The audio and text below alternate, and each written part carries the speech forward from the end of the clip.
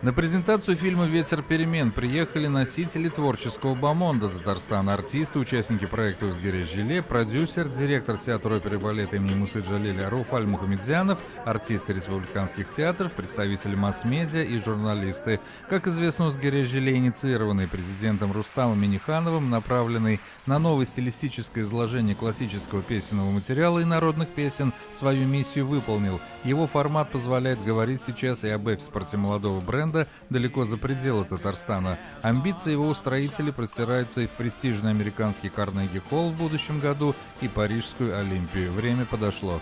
Если сказать какому-нибудь молодому человеку вроде меня, как он представляет татарскую эстраду, он скажет, это синтезаторная музыка, это баян и это какой-нибудь вокалист, который поет.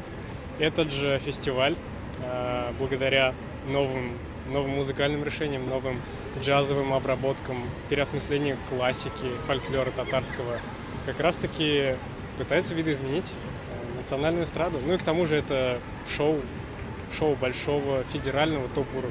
Картина ученика маститого Алексея Барыкина показывает то, куда остальным вход заказан, от трансформации сцены академического театра в международную европейскую концертную площадку с точно выверенными деталями и духом нового саунда. Татарская песня должна жить, но в том формате, в каком она была раньше, на сегодняшний день ей существовать очень тяжело.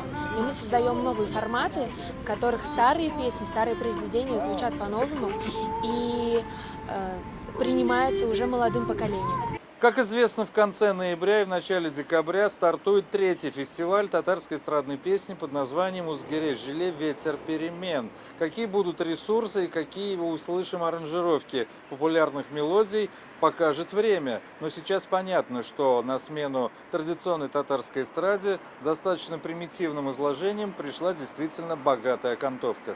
Прима казанского балета Кристина Андреева, имеющая в своем портфолио образ Сюмбике в национальном балете Шурале, определила для себя и тип своей героини и исполнительницы, ассоциирующейся с понятием «национальное». Это прежде всего скромность какая-то, чуткость, может быть, нежность где-то, застенчивость.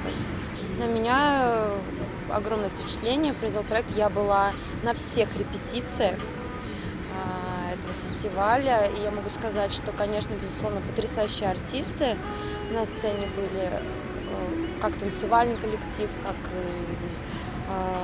и певцы.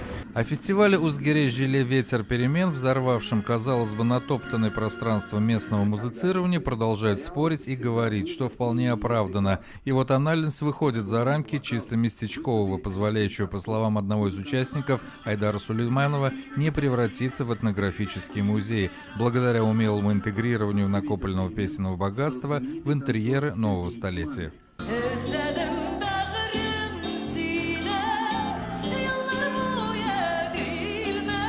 Дмитрий Пивоваров, Роман Фенин, Сергей Ткаленко, телеканал «Эфир».